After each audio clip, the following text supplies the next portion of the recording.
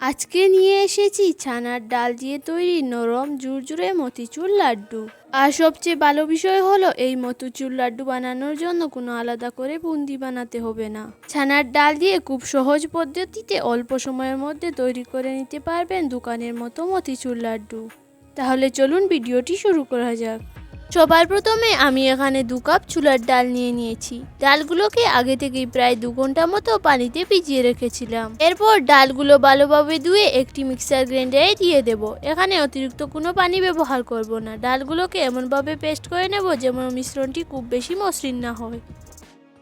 যখন সব ডাল পেস্ট করা হয়ে যাবে তখন আমি এর মধ্যে দিয়ে দেব 1/2 চা চামচ লবণ।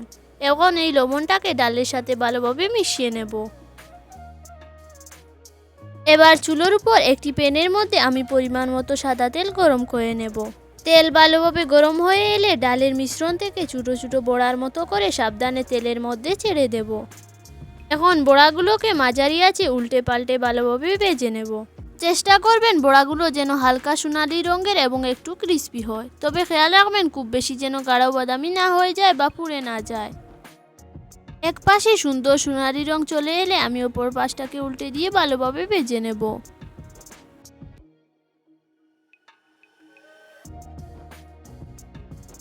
দুপাশ যখন ভালোভাবে ভাজা হয়ে যাবে তখন আমি বড়াগুলোকে তেল জড়িয়ে নামিয়ে নিচ্ছি। ঠিক একইভাবে বাকি সব ডালের পেস্ট দিয়েও আমি বড়া বানিয়ে নেব। সবগুলো বড়া ভাজা হয়ে গেলে সেগুলোকে ছোটো ছোটো টুকরো করে একটি মিক্সার গ্রাইন্ডারে দিয়ে দেব। ছোটো ছোটো টুকরো করে দিলে মিক্সার গ্রাইন্ডারে গ্রাইন্ড করতে অনেক সুবিধা হয়। আমি সব বড়া ভালোভাবে গ্রাইন্ড করে নিয়েছি, তবে খেয়াল রাখবেন গুঁড়া যাতে খুব মিহি গ্রাইন্ড না হয়ে যায়। ঠিক এরকমভাবে দানাদার থাকতে হবে।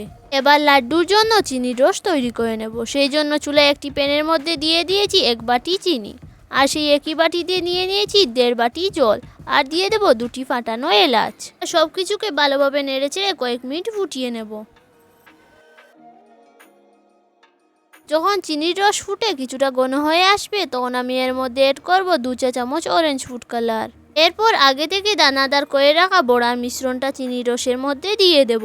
এবার হাই ফ্লেমে এটাকে অনবরত নাড়তে থাকবো যাতে দলা বেঁধে না যায় এবং নিচে লেগে না যায়। যখন মিশ্রণটা পুরোপুরি শুকিয়ে আসবে তখন আমি এর মধ্যে অ্যাড করব 3 চা চামচ ঘি। ঘি দেওয়ার ফলে লাড্ডুর মধ্যে খুব সুন্দর একটি সুগন্ধ আসে এবং লাড্ডুগুলো খেতেও অনেক বেশি ভালো লাগে। এরপর আরও 2-3 মিনিট এটাকে নেড়েচেড়ে চুলো থেকে নামিয়ে নেব। যখন মিশ্রণটি কিছুটা ঠান্ডা হয়ে আসবে তখন আমি 2টি যে এলাচ দিয়েছিলাম সেটাকে ফেলে দেব, আর দিয়ে দেব কিছুটা গুঁড়ো দুধ। এরপর হাত দিয়ে সব কিছুকে ভালোভাবে মিশিয়ে নেব যাতে গুঁড়ো দুধ মিশ্রণের সাথে ভালোভাবে মিশে যায়। এখন মিশ্রণ থেকে অল্প অল্প নিয়ে হাতের তালুতে দিয়ে ছোটো ছোটো লাড্ডু বানিয়ে নেব।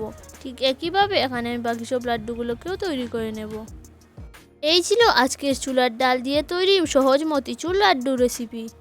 ভিডিওটি যদি ভালো লাগে অবশ্যই লাইক দিবেন আর কমেন্ট করে জানাবেন কেমন হয়েছে।